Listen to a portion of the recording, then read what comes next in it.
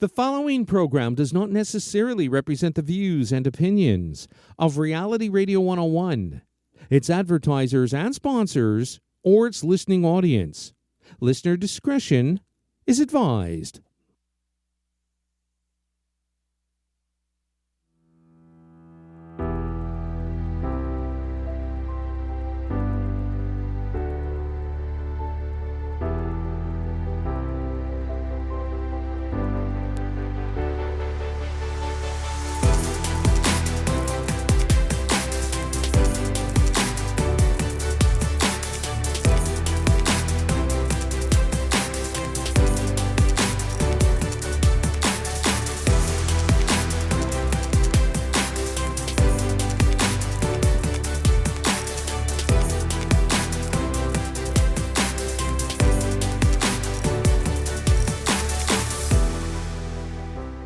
Good afternoon and welcome to the Bear Psychology Radio Show with psychologist, author, and speaker, Dr. Anna Baranowski, where mind, mood, and what matters to you are discussed.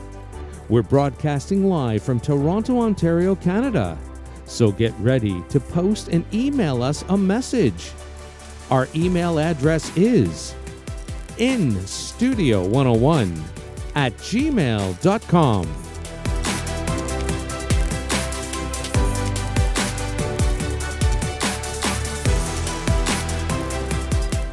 And now, right to your host of the Bear Psychology Radio Show, Dr. Anna Baranowski. Hi, everyone. I'm so glad to be with you here today. We are going to talk about bearing witness to evolving mind, mood, health. And today, the topic is COVID, tired. And, I say it like that because what I'm hearing from so many people, really great, capable people, is that the ongoing demands of this pandemic has been leaving people feeling more tired than usual, maybe even a bit more weepy than usual. People are just feeling like COVID-19 has turned their lives upside down, and there's so many little calculations that we have to make, like, do we want to go to the grocery store, or do we feel safe going to a particular patio? I mean, people are now sitting out on patios in Toronto, and I've heard some people say, they're happy doing it with a mask on, or only if there's no meals on the table, or if the tables are set a certain distance apart, and other people are saying no, they don't like that, and some people are, there's so many calculations that we just wouldn't think about normally. Are you sending your kids to school? Is there daycare? What if you've got kids home full time and you're working full time? What's that like for you? So I'd like to open this up for conversation, for your thoughts, for the impact it's had on you, for any questions, experiences, because I really think it's important for us to normalize what's going on right now. So we've never faced anything like this in our lifetime, nothing comparable. And do we really know if we're doing it right? You know, I mean, these are important issues for us to consider. And also just the amount of strain that most of us feel. I'm going to tell a little story about somebody that I know. And I'm not going to give any details, but this is somebody who's just a wonderful human being and has had to close down a business as a result of COVID. And it's very touching and it's very sad because the business was incredible and it made a huge impact on the community around, great benefits to lots of people. And they tried so hard to keep that business open. And it just wasn't possible. It just was not possible to keep it open. The demands were just too much.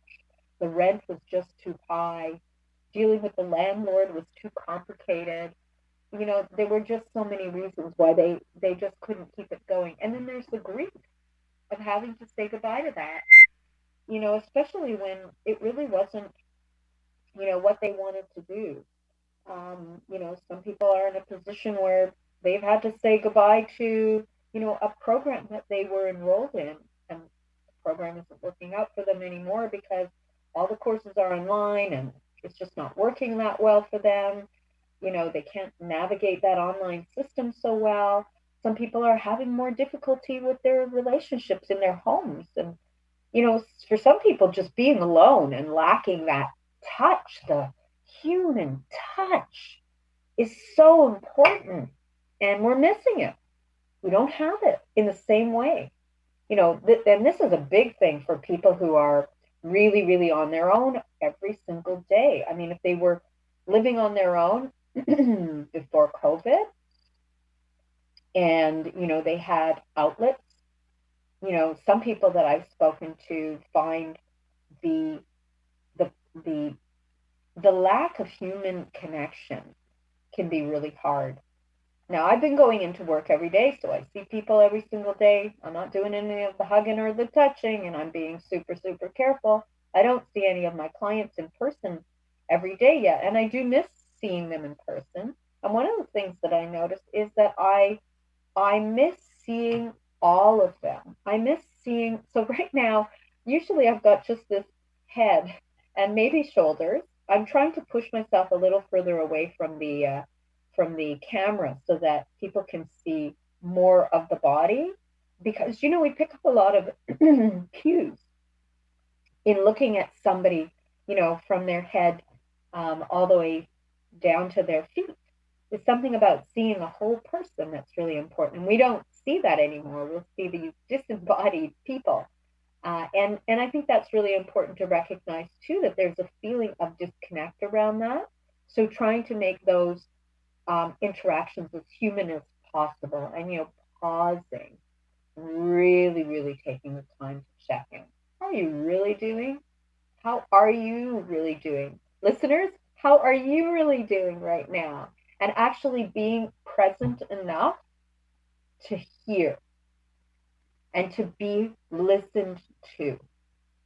Because that can be exhausting as well. Just this human void, can feel very difficult. But I'm hearing it from a lot of people, a feeling of fatigue. And there was a report from late June that was published in the journal PLOS One, and it compiled and analyzed data from 148 separate COVID-19 studies and revealed that fatigue was the third most common symptom. So for sure, when people are feeling fatigue, they may worry that they're getting sick. But, not everybody is sick. A lot of people are just feeling this sheer exhaustion from all the duties that are required. And now this is a personal story. I've decided, my husband and I decided that we were going to bring a new puppy into our home. We have a 120-pound Bernedoodle dog. He is 12 years old. He has been an absolute joy in our lives, and somehow it just seemed that this was a good time to introduce another dog. Some people are calling them pandemic puppies, but we'll just call her our puppy. Puppy is named Suki, and Suki is also a mix between a Bernese Mountain Dog and a poodle. Okay, talk about tired. We picked up Suki on Saturday, and Suki weighs 10 kilograms, and she is not yet fully trained. She's in the process. She's exceptionally bright, but she has to go out of her cage at like 4 o'clock in the morning in order for her to go potty, and that means I have been up very early in the morning for the last number of days.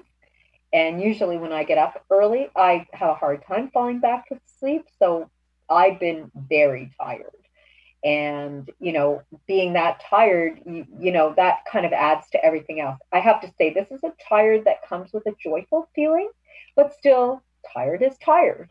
And so, some people are finding, any extra piece, anything extra that makes them feel tired, the fatigue is so deep that it leads to achy muscles and a feeling that any kind of extra physical activity can feel really, really hard to get going.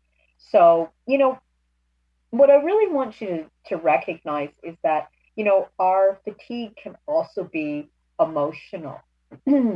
So, facing all the uncertainty can be emotional as well.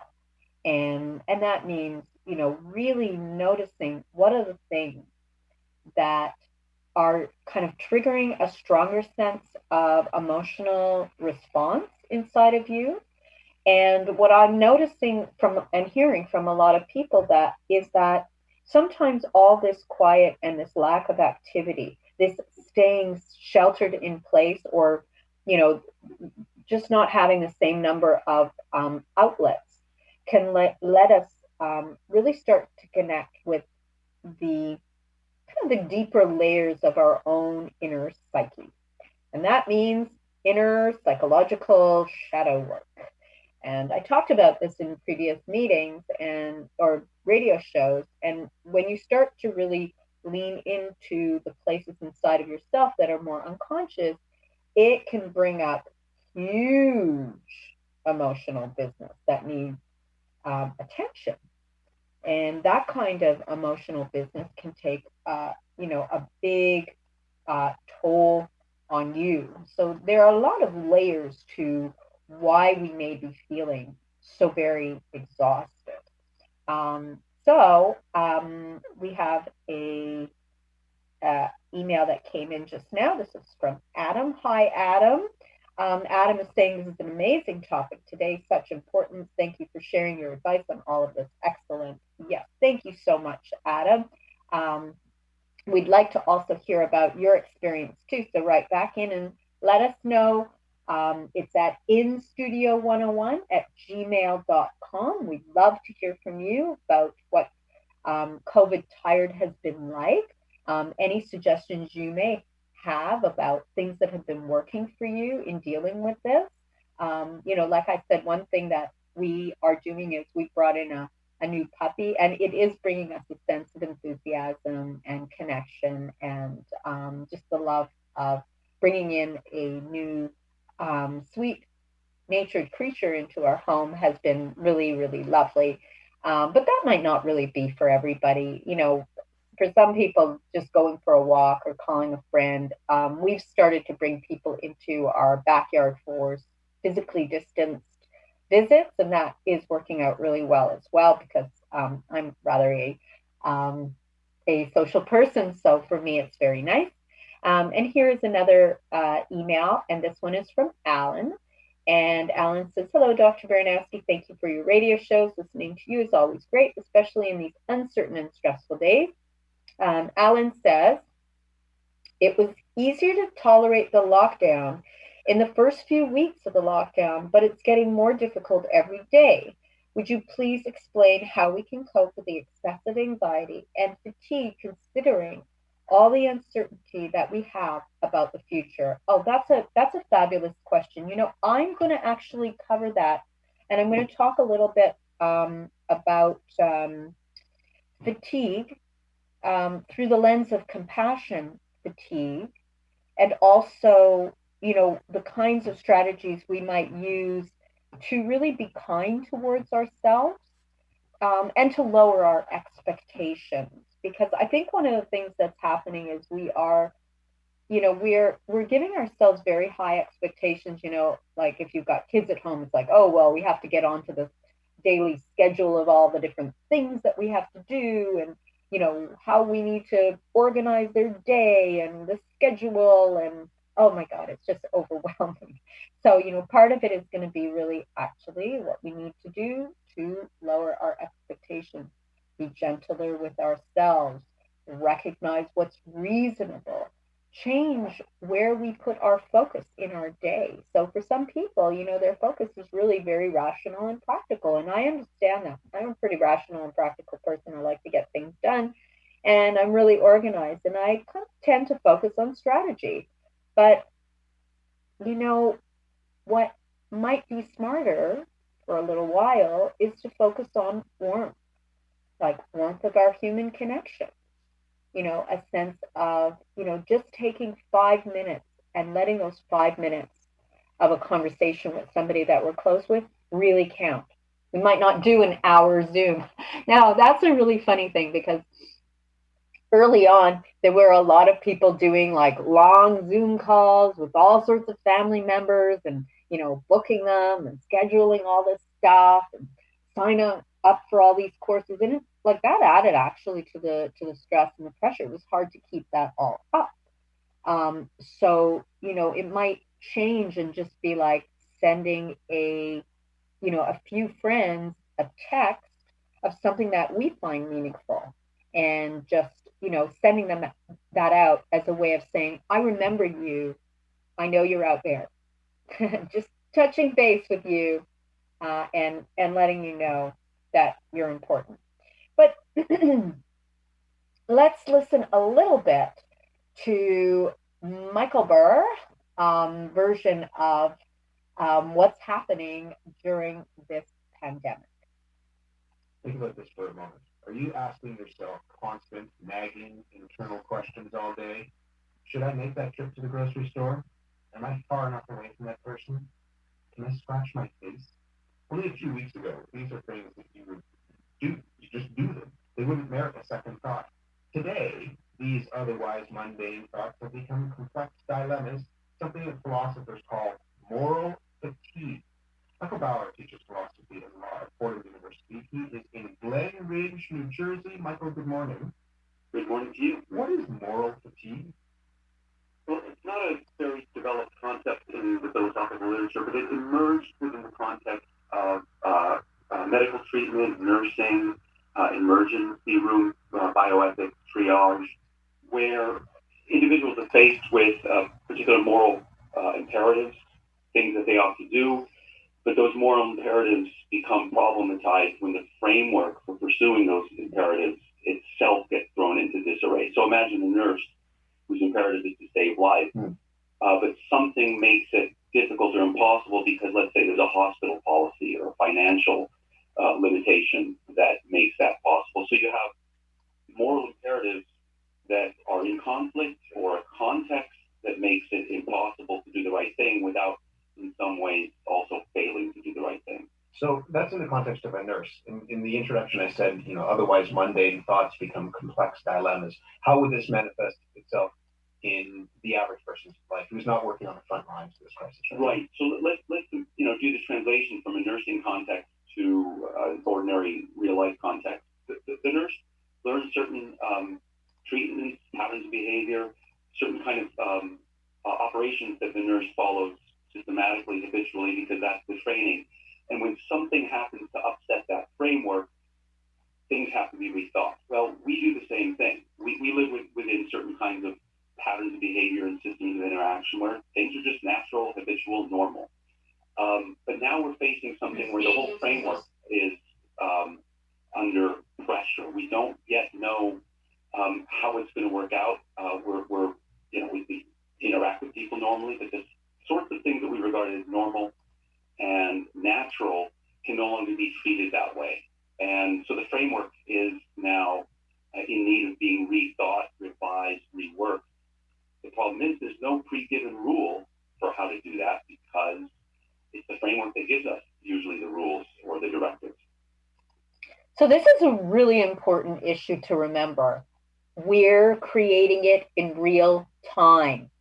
So what that really means is that we're left not only in a situation that we've never encountered before, there are no norms. Like, I kind of know that when I go into the grocery store pre-COVID, I know I'll just go and I get my cart and, I don't grab my cart out of somebody else's hand who's already using it. I go where the carts are kept. Now you got to go where the cleaned carts are, or, don your mask and you doff your mask or whatever it is you need to do. But the idea is that we're kind of in a world that we've never navigated before. So that is also taking a lot of energy. So think about things through the lens of a completely new reality. And what it really takes. If you've been on vacation and you've gone to a new place, you have made a decision to take on the adventure. Well, none of us made a decision to take on this adventure. When we make a decision to take on an adventure, even if we find ourselves tired, um, facing new things, we're usually okay with it because we decided this was an adventure we wanted to go on. But with COVID, it's not an adventure we chose to go on. It's an adventure that we are on for good or bad. And that in itself takes energy. So this is another email from Ben, and Ben says, "Hello, Dr. Baranowski. Congratulations on your new puppy." Yes, thank you so much. Yes, that will give you some fatigue for sure, but hopefully in a good way. But this pandemic has taken a severe toll on people's mental and physical fatigue.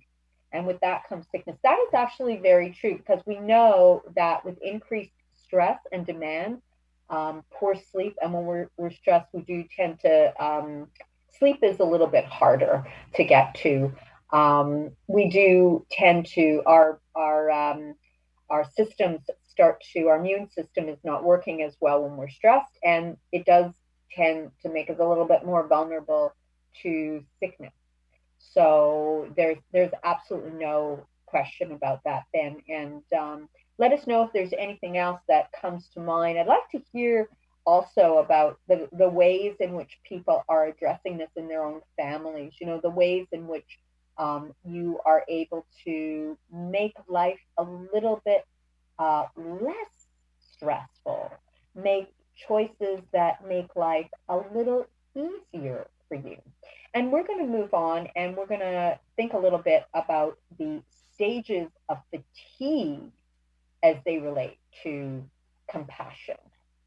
With compassion fatigue and a way in which you can help reduce your compassion fatigue.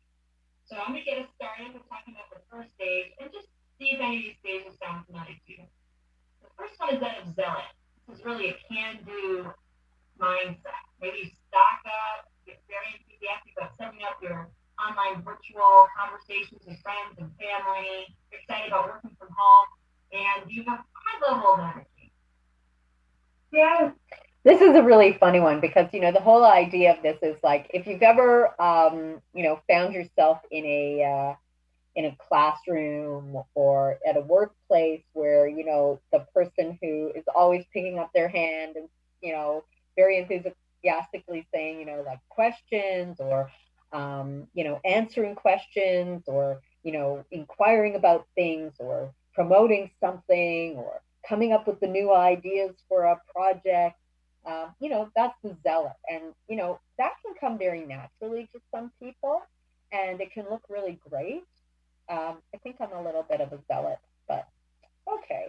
But the idea about the zealot is that, if you were really going to keep that up and you felt that you needed to on some level or needed to stay at a certain enthusiastic level during this whole pandemic because you didn't want to let people down, let's say, oh my goodness, that would be exhausting because we all need time to rest. So let's listen to the next phase of compassion fatigue's path. And then some reality starts to set in, and we move into what the stages of fatigue refer to as the irritability stage. And that's really based on us recognizing some of the imperfections around us. Sometimes our leaders' messages aren't consistent.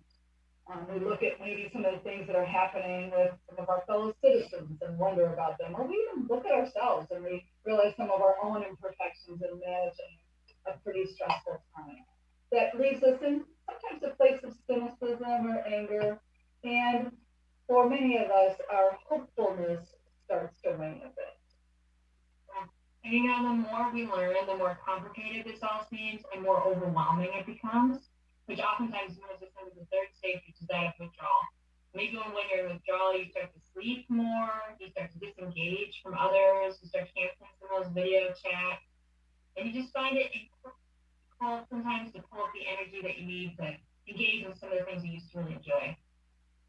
Yeah, and then the last stage, and these of course don't come in a perfect cycle, we can kind of bounce around between them, but the last stage is the zombie stage. And that's really if we're not addressing our sense of the imperfections around us or the complexity of what we're dealing with, using some of the strategies we're going to talk about today in future videos, you do almost a complete disconnection. You don't want to be hit with that overwhelm or the too much information or the imperfections. And so you start to have a go it alone attitude. And unfortunately, as human beings, when we go it alone, we're rarely as effective as we'd really like to be. So these 4 stages, they were developed by my colleague and friend, Dr. Eric Gentry. Some years ago, Dr. Gentry and I wrote materials about compassion, fatigue, and resiliency, and he came up with these great 4 plot lines of compassion, fatigue, zealot, irritability, withdrawal, and zombie. And I remember looking at them years ago when he came up with them, thinking, this is just perfect. This is brilliant, because anybody who has been through a demanding life experience may see themselves going through exactly this. Like if you found yourself starting a new job you were excited about, or a new program, or finding yourself in a new relationship, you may go through these kinds of experiences, and then only to find yourself feeling kind of, if you try too hard, it's almost like you can demoralize yourself with the effort of it. So, I'm actually really going to encourage you to think about things through a new lens. So, this is what I want you to ask yourself right now. Have you been self judgmental? Or have you been kind to yourself? So, I'm asking you seriously, have you been self judgmental or kind to yourself? Are you kind of walking through your day saying you're not really up to the task? You're failing on some level, you're just not making it happen? Or have you been recognizing what a what a difficult time it is, and the fact that it is normal to ask for help? Oh, this is a good one. This is puppy related, okay? We have somebody who takes care of our dog when we are working, and we call her Nanny Nancy, for our very large Bernedoodle Jasper. And Nanny Nancy takes care of Jasper. She's just a beautiful, wonderful human being who just has this great attachment to animals. Um, so I realized when we brought home Suki, that I may have bit off a little bit more than I can chew. And we asked for more help, more time with Nancy. And Nancy was telling me something that I thought was really interesting. She was saying that sometimes when she goes to the homes of people who are getting new pets or animals or whatever, or that she walks these animals, that the owners can get jealous of her when the dog shows her a great deal of attention. And all I can think of is, oh my goodness, I'm so grateful that she's here to help and willing and has the time to help us. Um, and how difficult it would be if, instead of being grateful for the help, I was frustrated or jealous or felt I didn't deserve the help. Those things really make it difficult. But you see, that's inner work. It's like, if I know that it's really helpful and important for me to get that extra care or help, and I reach out to somebody, I ask for help. If I can't do that, then I have to really do some kind of inner searching about where that struggle might have come from, that I'm not able to either ask for help or receive help graciously when it comes. That's likely from something deeper within inside of myself that I have to explore. And so that's why I'm just asking you to just contemplate this.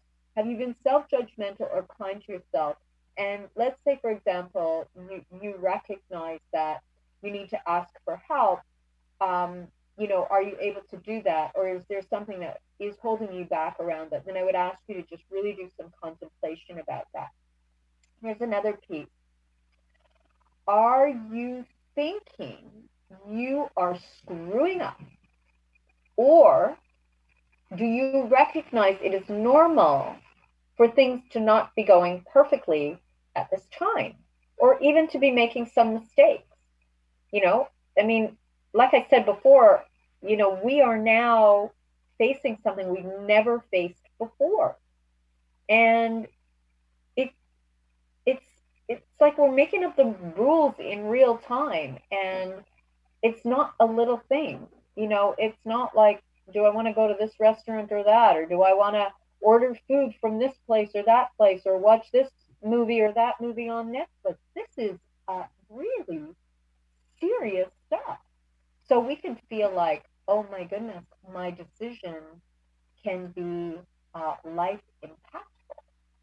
So it can be a little scary as well to think that something I decide right now can be a bit make or break, right?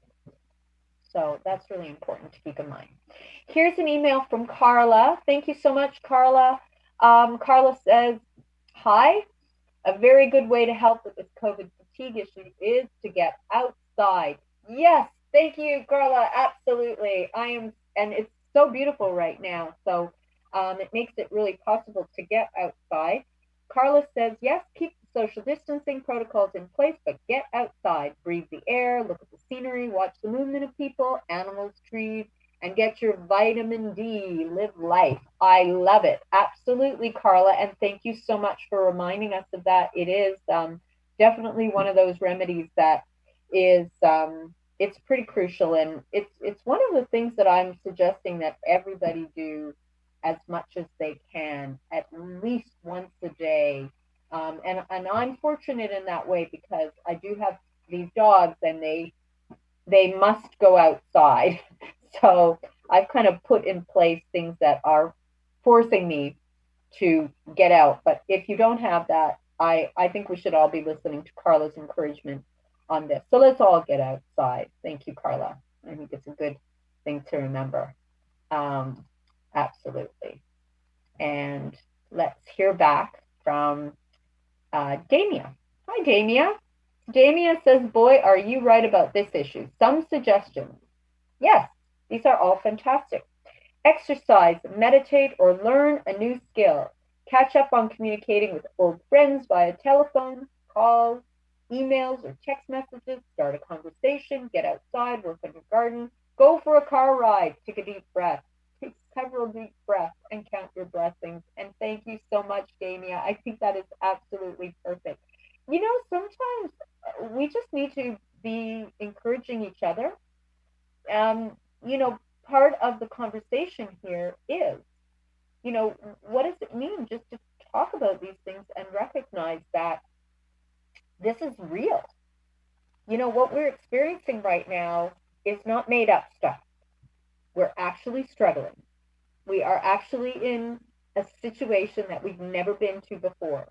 We're actually watching whole countries lock down and then try to reopen and lock down again. Like, this is real.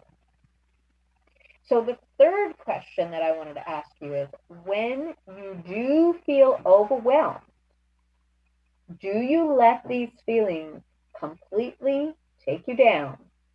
Or do you give yourself the message that you can rest so that you can reset? So I want you to really contemplate this idea of rest and reset rather than believing that, you're just completely ruined by this and you're never going to get up again. Because it can feel that way. But if you can catch it early enough and just remind yourself that it's time for rest and reset, that you give yourself that permission for rest and reset, it can be a very, very important piece of navigating and managing all of this. So, yeah, that's what I want you to just notice and be aware of and keep, really keep in mind, because, it's really easy to just go down that very negative path. So let's contemplate more. Some concrete things we could say around building our own self-compassion practice, particularly when we've had a time of we've experienced embarrassment or anger or frustration. Is we can start by saying, I'm sorry I'm feeling this way, and things are just tough. Things are hard right now. And then tell ourselves other people are experiencing the same painful feeling as well, and let's other folks understand where I'm coming from. And then ending that with, now that I know how I'm feeling, I've honored it, I've seen it, what do I want to do about it? Do I want to let it go, or is there a different kind of action that I want to take? It's interesting to me, Emily, all the research points to, and certainly our experience of working with this concept, is that when I practice self-compassion, I'm actually better able to offer compassion to the people in my life. And so it's kind of counterintuitive that when you want to reach out and provide good care, start by caring for yourself.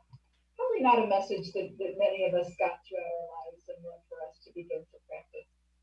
So that's one important strategy to help us all as we try to be compassion resilient as we face the times that we're living in right now. We will be back with some more strategies. And in the meantime, if you'd like more information, on the screen, you'll see 3 websites. So I'm just going to say that compassionresilienceToolkit.org, wisewisconsin.org, and rogersbh.org. So it's compassionresilienceToolkit.org where all the real links are.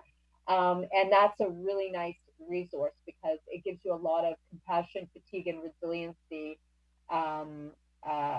tools that you can use. And it's a really great resource for those people who are willing to look a little bit more closely and dive a little bit deeper. But one of the things that I've really been thinking about as a result of all this time that people have to really sit at home and think about themselves and, reflect more, is the idea of psychologist Abraham Maslow's work on self-actualization. And this goes back to the 1950s. And, he was really one of the founders of the humanistic psychology, the human potential movement in the 1970s. And, what really happened is he started to think about self-actualization. It's actually one of the items in his Maslow's hierarchy of needs. And, there are some very basic needs that we all have. But, from the bottom to the top in this pyramid, he starts with physiological needs, which are like, things like air, water, food, homeostasis, so that we have enough in our body to regulate and sex. Safety needs include things like routine, clothing, shelter, and a familiar space. Belonging and love needs include affection, connection, whether that's to family, friends, or maybe people that you work or go to school with. Esteem needs. So you see, we're going higher and higher up this hierarchy. Now we're at esteem needs. Now you don't get to things like esteem needs until you feel a sense of integration on the first 3, the physiological, the safety, and the love and belonging needs. So, it's like we're stepping up this pyramid to esteem needs, and these are like external esteem, like respect from others, a sense of, reputation or prestige, or self-respect, respect. So, you now feel a certain way about yourself, your own achievements, your own values, and you're looking to yourself for that too. So self-actualization is when you arrive at a place where you're really looking at your own self-growth. And so these are what he identified as the hierarchy of human needs. But the first 4 are our basic needs: esteem, belonging, safety, and physiological needs. We get to the growth stage with self-actualization needs. Now, in terms of COVID, for some people, this may have really changed. Now, we may have some of our basic needs actually really diminished as a result of COVID. So we may have actually been doing fairly well, but all of a sudden we find ourselves in a situation where what we really relied on and felt good about is destabilized. Maybe we no longer feel like we're part of a network of family and friends. Maybe we're more isolated, and that is creating a tremendous feeling of discomfort for us. Now, that's real, and it's hard to start focusing on the higher order growth needs.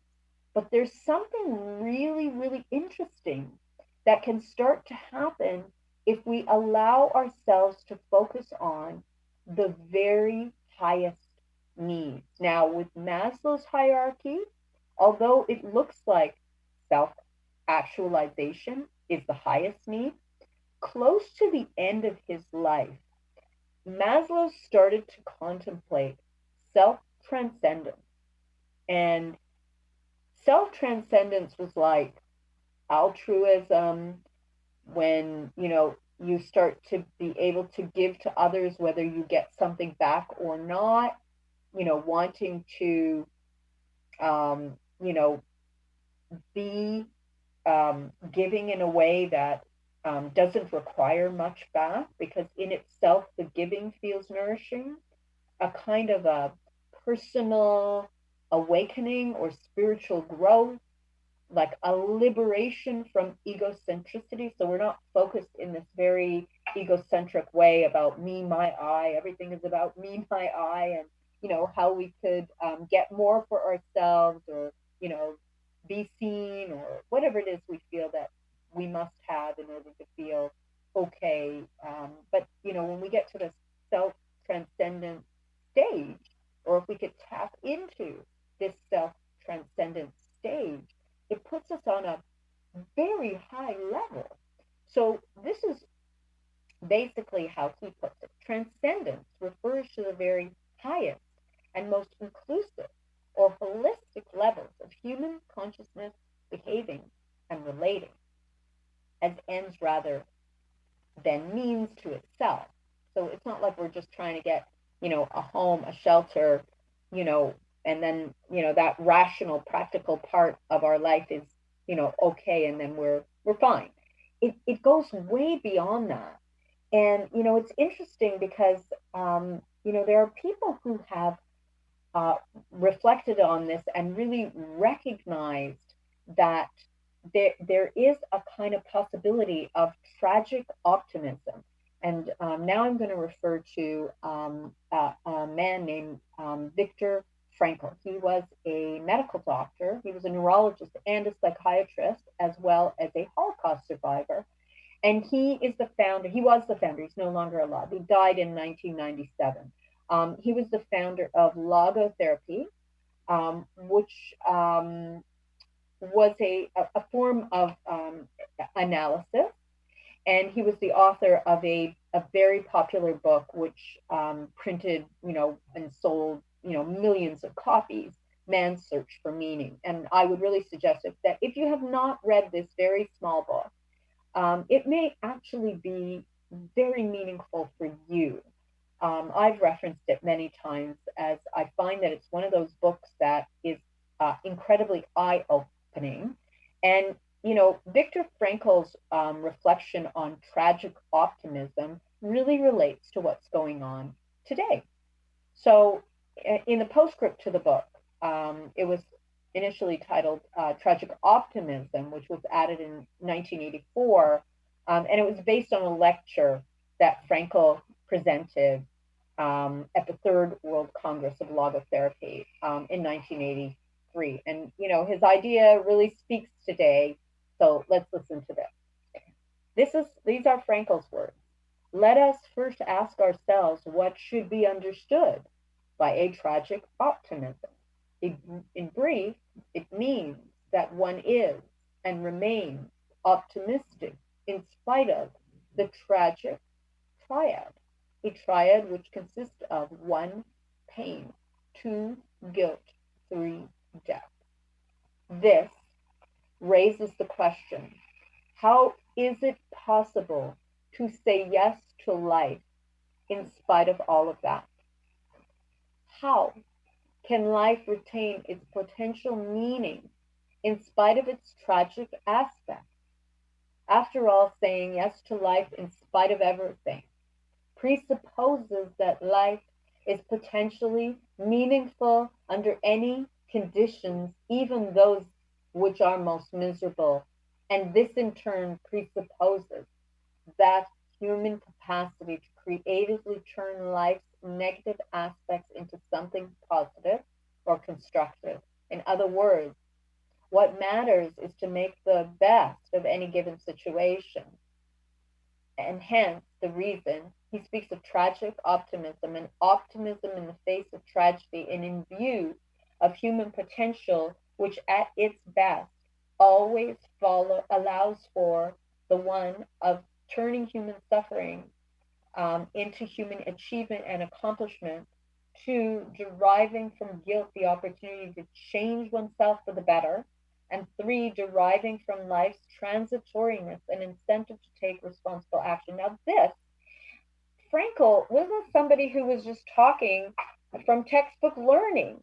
He was actually a Holocaust survivor, which means that basically, in terms of Maslow's hierarchy, much of what would be expected, physiological needs, safety needs, belonging needs, esteem needs, may have been badly impacted.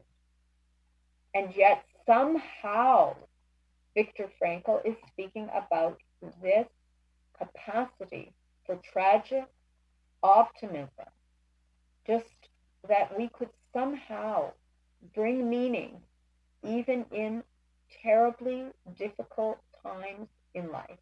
And he suggests meaning can come from three main sources: creating a work or doing a deed, experiencing something or encountering someone, as in maybe being somebody that you love or a being that you can be loving toward, and three, transcending, learning, and finding meaning from the inevitable suffering which you experience. And then Frankl goes on to offer that you can find meaning despite the tragic triad of suffering, guilt, and death. So it's quite profound because, as I said before, he's not somebody who's just basically saying, feel better, life, buck up, life will be better tomorrow. He's really recognizing that somehow we can get to this place of self-transcendence even in highly difficult times, like he experienced a highly difficult life events, being a Holocaust survivor and losing loved ones and being in the most horrific, human conditions, conditions that were almost impossible to live through. And I think that's really where Maslow was moving towards in the latter part of his life, where he was recognizing that we can actually achieve kind of plateau experiences, peak experiences. We could move into a transcendent state, where we're going beyond just our personal needs and wants, but into more of a internal sense of being at peace with ourselves and being united and connected to life beyond what we think we know, and connecting into a deep kind of spiritual or human life experience. This is something that his work actually inspired, was later transpersonal psychology, which explored spirituality, extreme wellness, and optimal well-being. And that's different than just being happy, because it comes from a sense of, like getting more things is not going to do it. And, it comes from a more expanded state. So when you think about that being possible, it seems quite remarkable. But somehow, I mean, when I talk to people about this, a lot of people just really get it. They kind of get that there's something more than what we think we we know, the rational and practical part of life. Stanislav Grof spoke a lot about what was missing. He's a psychiatrist who he's still alive. He became very well known for his holotropic breath work, but had done some experimental work using psychedelic or plant medicine, I believe in the 60s and 70s. And what he started to realize is that people could have very profound experiences that were life changing. And that because we live in such a rational and practical world, people have lost their access to that. So, I mean, I'm talking about COVID tired today, but what I really want you to really contemplate and reflect on is the fact that there is potentially so much more going on for us to really realize. So let's go back to our listeners. Hi, Gail. This is from Gail. Gail says, all good advice from your listeners. However, so many people are scared to get outside and do those things, especially older folks or people who have underlying health conditions. This virus can kill certain people. They are scared. And then there's a question, your advice, and thank you. Thank you, Gail. And yes, and I agree that it can be terrifying to go outside. And certainly there are people who have to go about it in a slow and cautious way. And I would really encourage that. So if there is a way, I mean, if you live in a building, I'm encouraging people to use not only masks but face shields if you can get it, or order one online. They have a lot of different things that are finally now available. You can order these face shields online, and I don't think they're very expensive.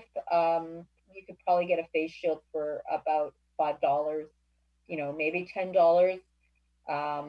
These plastic face shields, and wear a face shield and a mask and gloves if you need, and carry a PPE bag if you need to make a change, or if you need to wipe your hands down with hand sanitizer. I usually carry a PPE bag with me wherever I go. Not that I'm at risk, but I just feel a great responsibility that if I were to get sick, that I'd want to keep other people safe. So, because for a large number of people, COVID 19 doesn't even show symptoms. So, you can have COVID 19 at either a very low or no symptom level, or you can have full blown symptoms. So, at any point in time, if I was a carrier, I would want to be protecting other people, not just protecting myself. So I go out with a PPE bag and I wipe my hands down, and I when I touch things, because I always consider myself potentially a vector of virus because my husband works in a hospital, and I'm always aware that I don't want to, just in case one or both of us get sick, I don't want to pass that on to anybody else. So I know you're thinking about the people who are scared to go outside, but I think there are a lot of ways to stay healthy, going outside and doing your best to keep your distance. Like usually, if I'm going to be outside walking, even today, if I'm walking, I will have my masks with me. If I encounter somebody, I ask them to, kind of keep the distance, because and I just kind of own it. It's a little easier that way rather than just saying to somebody, keep to your side of the road. If I meet a neighbor, I'll just say, yeah, both my husband and I are out every day, and we wouldn't want to pass anything on to you, if that's something that would work. So there's lots of ways to go outside and stay safe. And I really want to encourage people who are, struggling. Maybe you're not ready to go into a grocery store and you're getting groceries delivered. Great, that's fine. But find a quiet day, a time during the day, maybe early in the morning or later in the afternoon, when it's not busy outside, or when you're least likely to encounter other people, and use that time to go outside. So if you have to, time it, then time it. Figure out what will work best for you. But do try to get outside if it's possible. Yeah, because we are finding that people who are getting out are having an easier time. And this one is from Harry. Hi, Harry. Harry says, thank you today for sharing this topic. I think that it may, in fact, help a lot of people to maybe get them through this crisis and their fatigue. Hey, listen, Harry, the truth is that I notice for myself that I'm kind of more tired than I usually am, and it surprises me at times because I tend to be a pretty high energy person. So I find that there are moments when I'm a little bit surprised at my own fatigue, and if I'm feeling it and I'm pretty high energy, I recognize that we all need to remember that this is a very unusual time, and what is it that we need to do to take care of ourselves and each other? One more thing about what's really going on below the surface, because I think a lot of the exhaustion is actually about facing our own repressed emotions and the fact that all this change, the uncertainty, the staying at home, the having limited outlets, all the things that you might normally do, having to be creative about finding different outlets is just simply confusing and exhausting. But what makes it even more difficult is that you're also facing your own inner demons, right? It's like there's this really great thought leader, Scott Jeffrey, and he writes about repressed emotions, and he says that his he's noticed his emotions are like aliens inhabiting his body and mind, and that he didn't, well, I think he's done a good job of learning about himself, but initially he didn't know how to relate to them or what to do about them. And when it was emotional content, he would just kind of try to suppress it or sweep it under the rug.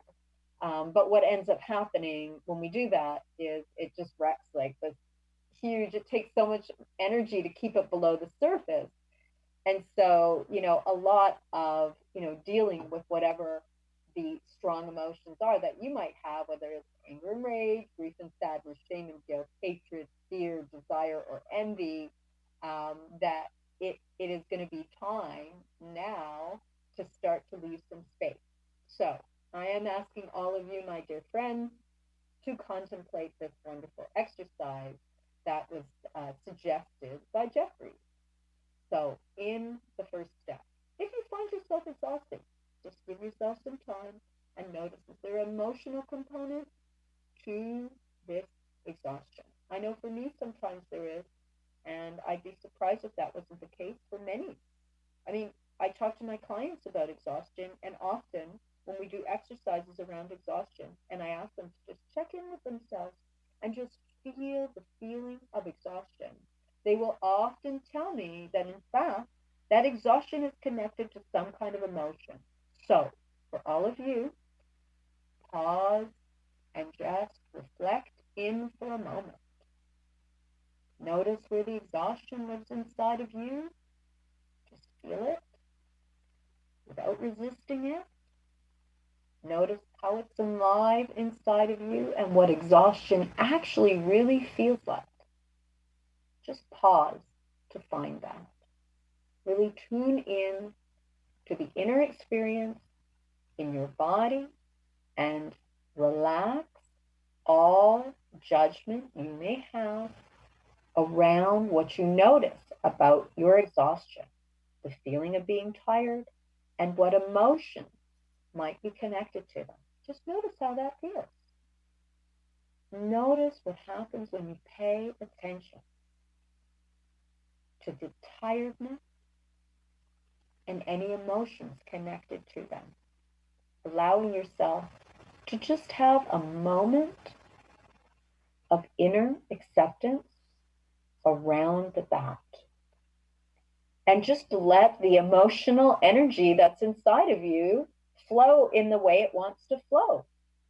Don't shut it down or give it instructions about being okay or not okay.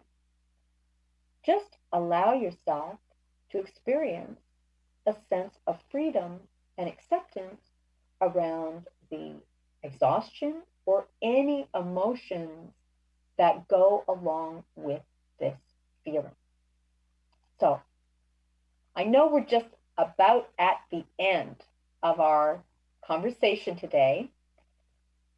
Just a few extra things for managing all of this stress and fatigue. Try as best as you can to establish a routine that works and doesn't over kind of like it doesn't give you more expectations, but it puts your expectations in a reasonable frame network. But when you wake up in your morning, you have a plan, a way to start your morning, whether it's showering every morning or maybe sitting and doing 10 minutes of meditation, allowing yourself to spend some time outdoors, contacting in the simplest way the people in your life, having regular meal times, not overusing alcohol or substances, letting yourself be limited in any exposure to news coverage or social media, just allowing yourself to find at least one thing that you consider fun a day. Listen, my friends, be well, take care of yourself, and if you're feeling tired, rest and reset. This is Dr. Anna Baranowski wishing you a gentle day, signing off with you, and wishing you all well.